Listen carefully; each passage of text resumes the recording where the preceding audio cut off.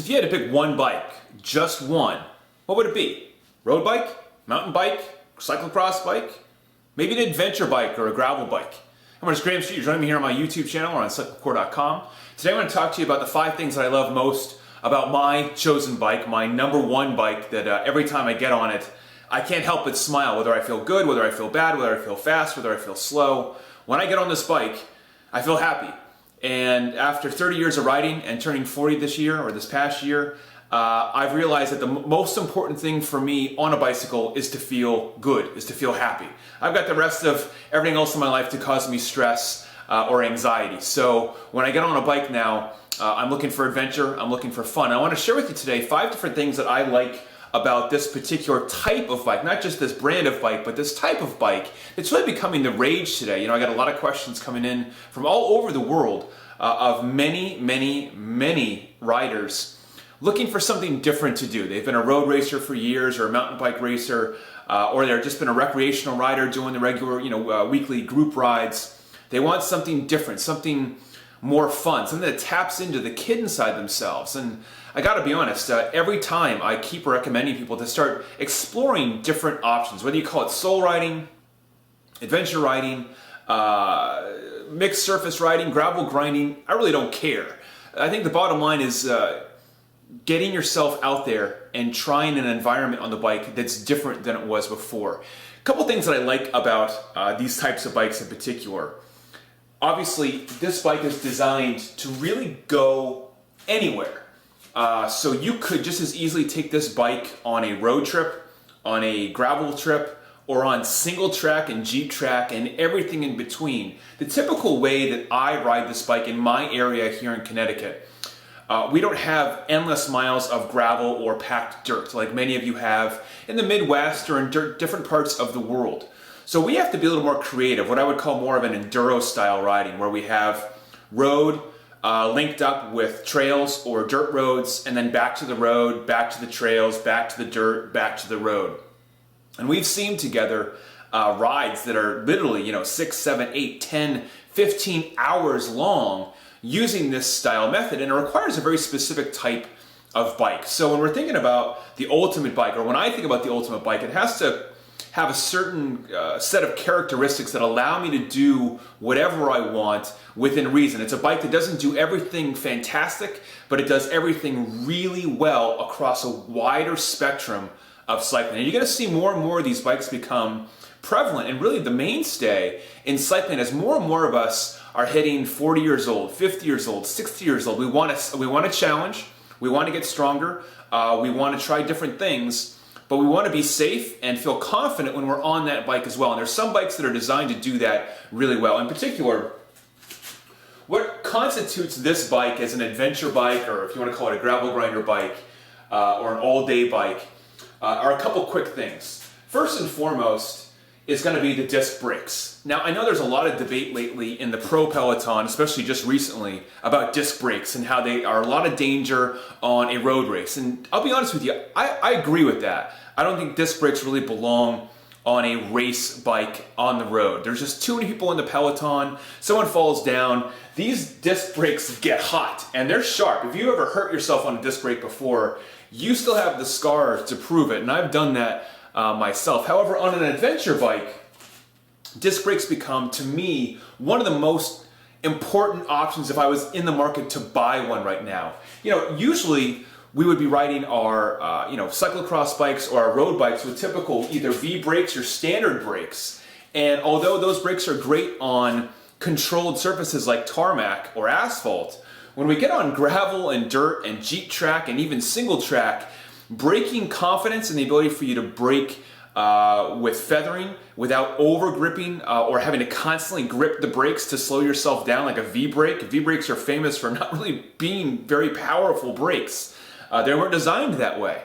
So when I'm on mixed terrain surfaces, one of the first things I look for is disc brakes. Now, they're pretty standard on all of the gravel and adventure bikes that are coming out today. In fact, you won't find a gravel and adventure bike today that doesn't have disc brakes coming out on it. And they're so inexpensive now. I do not use hydraulics. I use standard mechanical. And although I had the option to do hydraulics, If you ever had to bleed a hydraulic line, or if you do multi-day like I do, so I'm out there for day after day after day, I want something that I can repair on the trail if I was in a situation where I had to do that. And mechanical allows me to get that done. And I'll be honest, I'm a pretty strong, heavy rider, and I go down some serious downhill terrain here in New England. I still wouldn't go to hydraulics. So those are things to think about. Other things in relation to this kind of bike that can go anywhere. Typically the bottom bracket is going to be quite a bit lower. So I know many of you like to ride a cyclocross bike for gravel grinding. And that's how actually I started doing my gravel grinding as well. For many years I rode cross bikes. And they were good. They typically had, at that time, had V-brakes. So that was the number one problem. Number two problem was the head angle was quite a bit steeper for cyclocross racing, as well as the bottom bracket was a little bit higher than your standard gravel bike or adventure bike today. And when we talk about adventure riding, stability and confidence, again, are at the forefront of what you should be looking for, regardless of your fitness or performance or experience. Confidence on your bike is key. And a lower bottom bracket and a longer wheelbase allows you to have a lot more confidence in a lot more situations. There have been many times on this bike where I'll finish coming down a nasty New England Jeep track. And if you live in New England, you know what our Jeep tracks can be like. Vermont, Massachusetts, Connecticut, New Hampshire, Maine, and obviously many other locations. It gets pretty hairy. You want those disc brakes, you want the longer wheelbase, you want the lower BB drop. That keeps your center of gravity headed down, gives you a lot more stability on the downhills. These are the little nuances that make this bike a little bit different than your standard road bike. Now, what I also like about this is that if I want to go for a road ride today, 50 miles, 60 miles on pure road, I can still move on this bike really well. And one of the reasons for that is the tires that you choose. Most of the gravel tires that are out there today have good centerline treads. So the tread on this, right now I'm riding Clement's Explore Ush. These are tires that I got this season. These are the 60 TPI ones. Typically, I would ride more supple tires, typically 120 plus TPI, and TPI just means how many threads are in the rubber. The more threads that are in there, the softer the tire. The benefit there is the softer tire gives you a more plush ride. The downside is higher TPI thread tires tend to wear a little bit faster, and they also tend to be a little bit more prone to thorns or rocks cutting the sidewall. So when you're selecting your tires, I would first recommend looking at width. Typically for me, I run between 32, which is what I ran last year, just pretty narrow for a gravel grinder.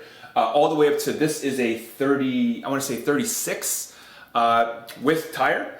Obviously you can go up to 40, 42, and sometimes even 48 depending on the tire clearance of the front fork and the rear of the bike. Now each of these different types of gravel grinder bikes that are out there have different nuances. Some of them only have clearance for maybe up to 30 or 32C. Now in my book, for most gravel grinding situations in most locations, that will be adequate.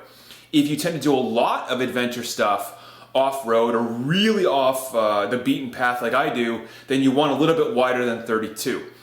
The treads that you can get, again, the centerline tread is very smooth. This is a fast rolling tire for 60 TPI. I typically have mine pumped up right now to between 48 and 52 PSI.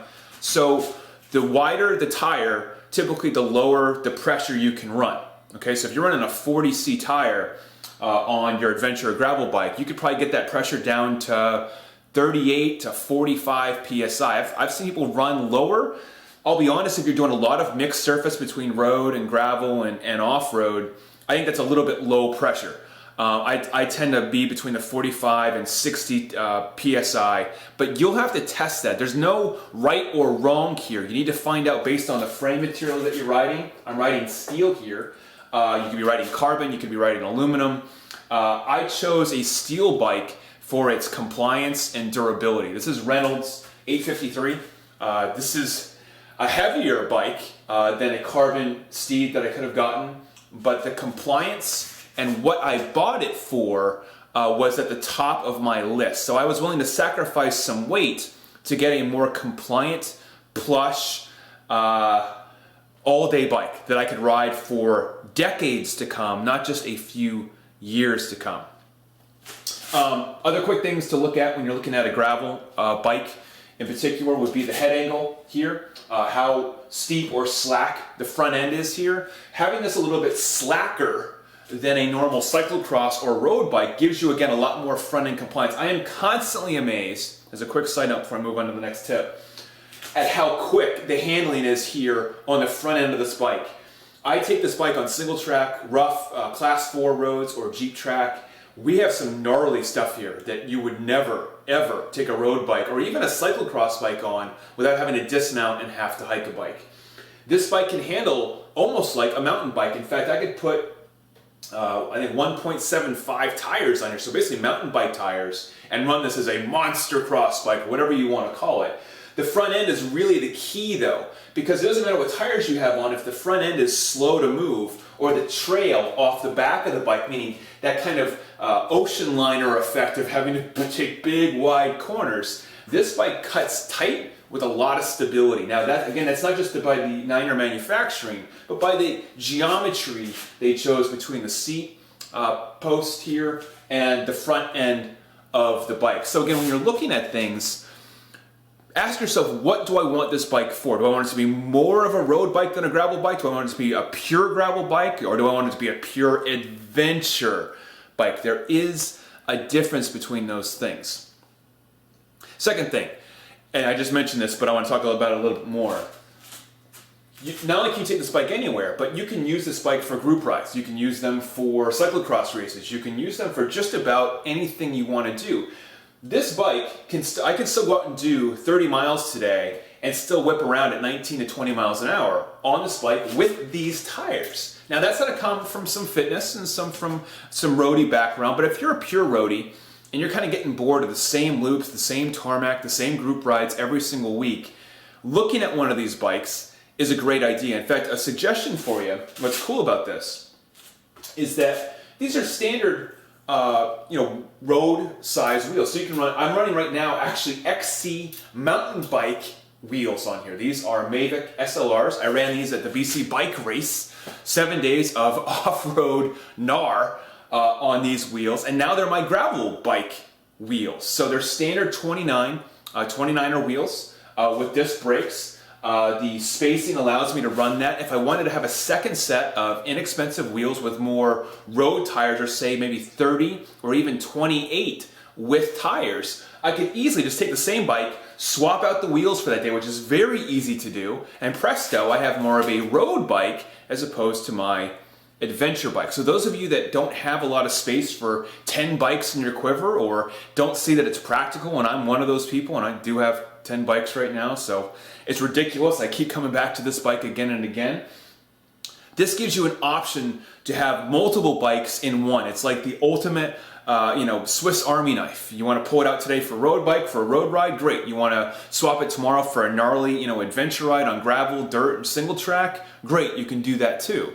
And all you have to do is either change your riding style, your thinking, or you can change your tires and or wheels. I think it's always easier to change wheels, where if you have a second set of wheels, you take these ones out, you put the other ones in, presto, bango, bongo, you've got a different bike, a bike that's more suited for you. So if you are a roadie and you have roadie fitness, gravel grinding can be a lot of fun for you because you've got that more consistent level effort.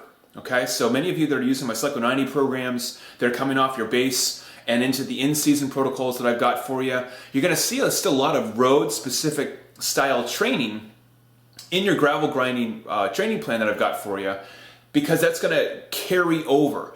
Conversely, if you're more of an off-road junkie, you've been a mountain biker for years, and I know many of you have, you've got good handling skills, good finesse on your bike, good core durability, but don't do a lot of road riding, this bike also becomes an ultimate weapon because it allows you to build more endurance-based fitness or do longer rides that are still off-road primarily without having to be true single track. So when I want to take this on a black diamond style downhill that requires 5 inches of mountain bike travel, you probably could. That's what's amazing about this geometry.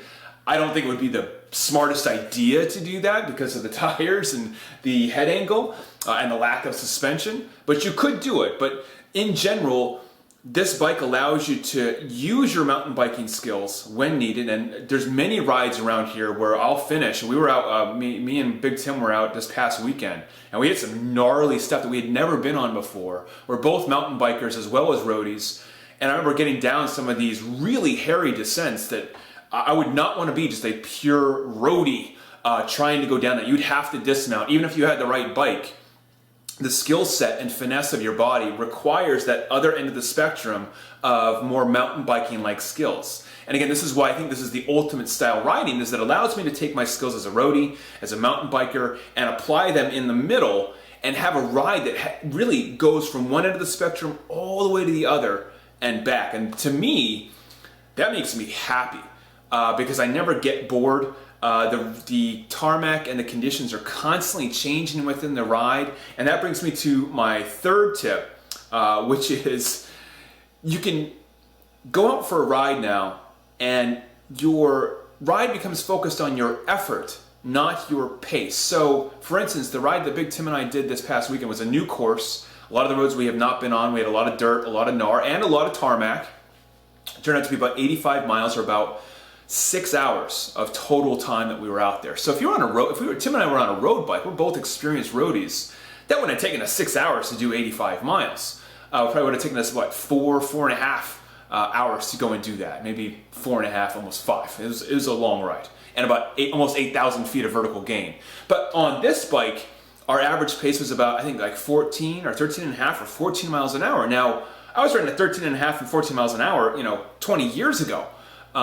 So I'm much stronger than that now, but on an effort level, that ride was hard, very demanding, a lot of stress on the body, and average speed was only 13 or 14 miles an hour. And that would be pretty average for an epic level ride on this style bike on that type of terrain. And that's the real key issue here, is effort over time. So for me, the effort required on this bike is higher than the same distance or time on a road bike. And that's what I like about it. So when I come back and my average speed only says 13 or 14, I could give a shit. What I care about is the effort over time.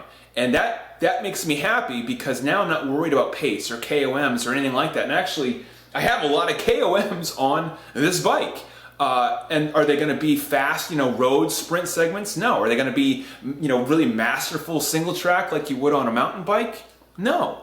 But the stuff in between, this bike's got a lot of chops to go and do that. Next one is you can take this bike on the long haul. So this bike in particular has mounts for fenders, fenders and racks if you wanted to run that. It's got 1, 2, 3 bottle cages or 3 bottle cage mounts, and I have used that for the big Vermont ride that Tim and I did last year. That was 170 miles on 80% gravel and dirt from the bottom of Vermont to the top of Vermont and Kingdom Trails. That was a 15-hour day. This bike did its job, and that's why I bought this bike. It can go the long haul. I can carry more. I'm more comfortable due to the steel and the geometry. I have lower tire pressure in here, so it's much more cush on the rough stuff. And I've got the gearing. I run a 50-34, so I do it a little bit different than many gravel grinders do.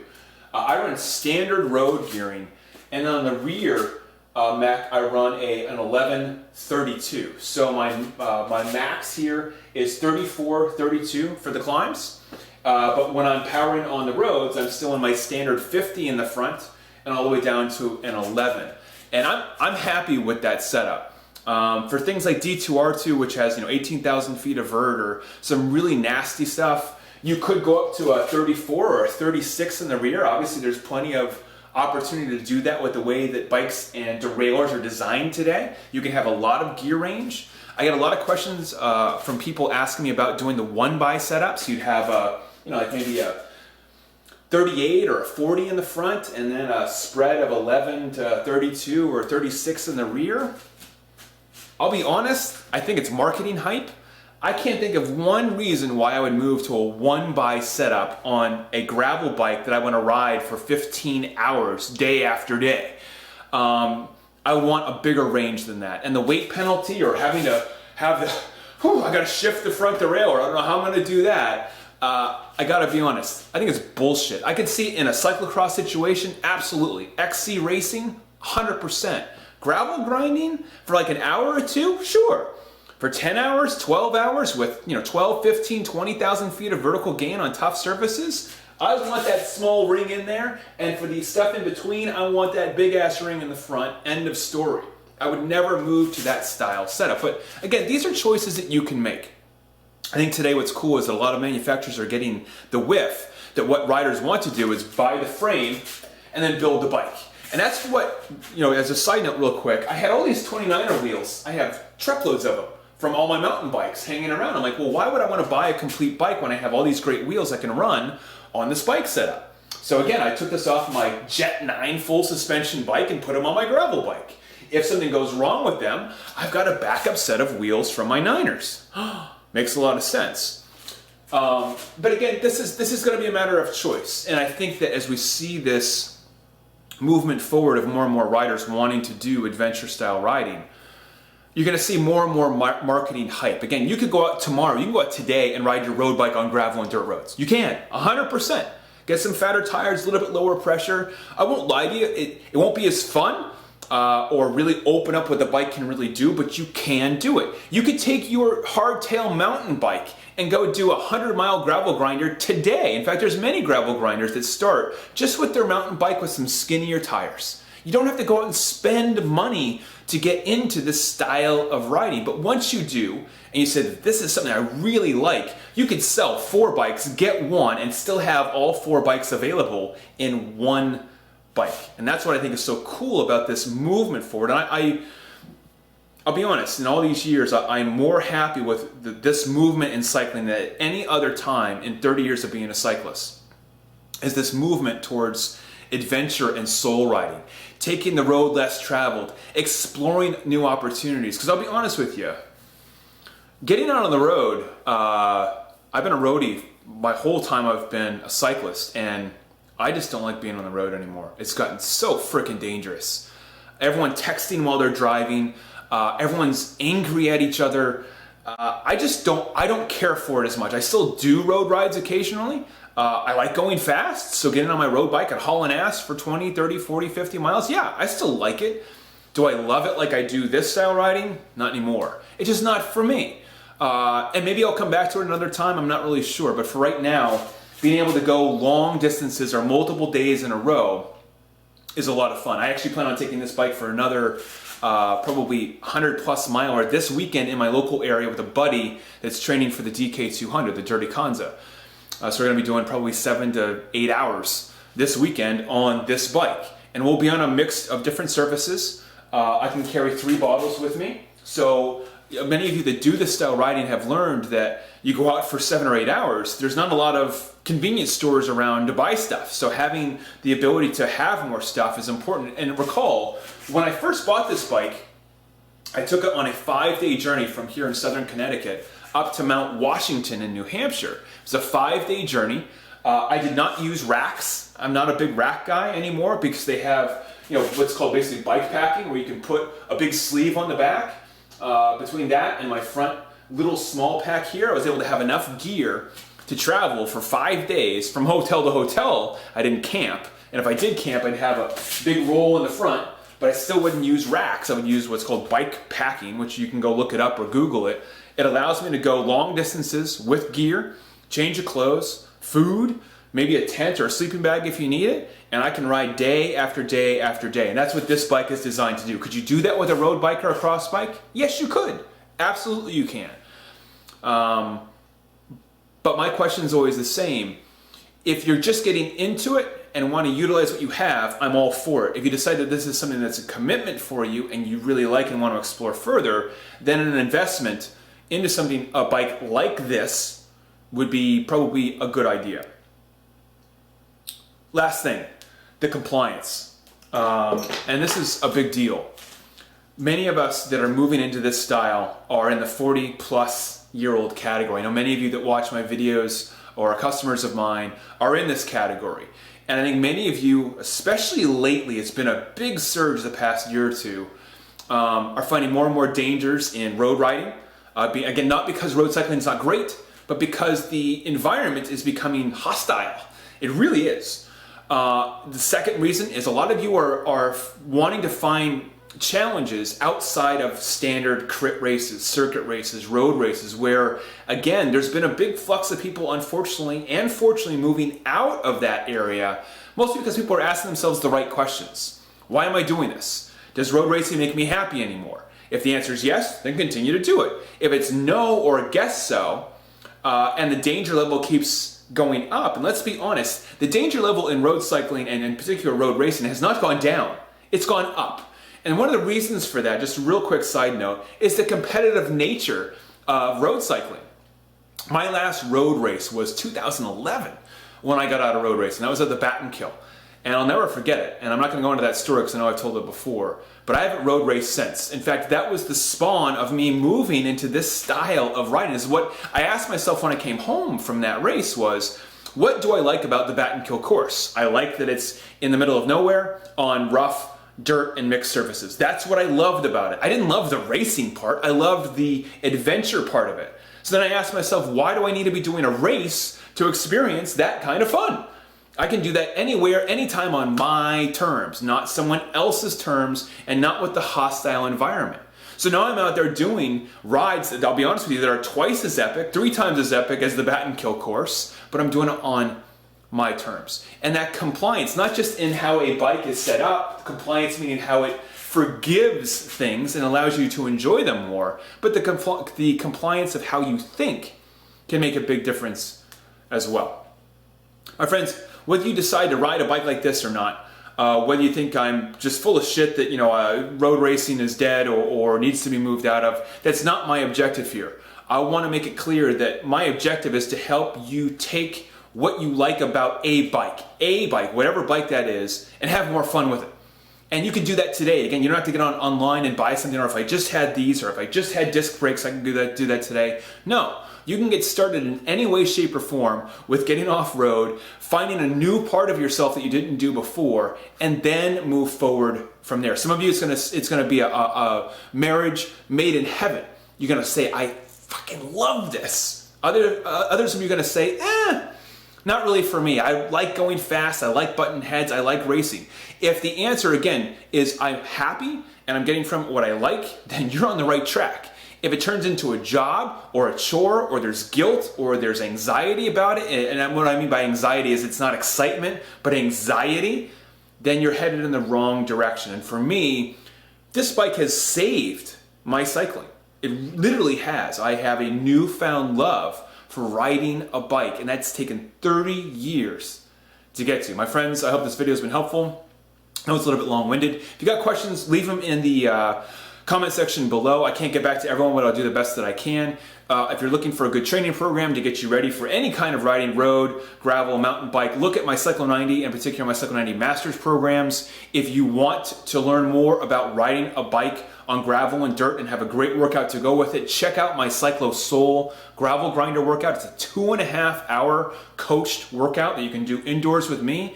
I'm going to teach you, 15 or 20 different techniques and give you a kick-ass workout that's going to build your muscular endurance, your power, your strength. So when you get out there for whatever kind of riding you like to do, you've got the chops to go and have more fun. Till we speak again, or the smile on your face, I'll talk to you soon.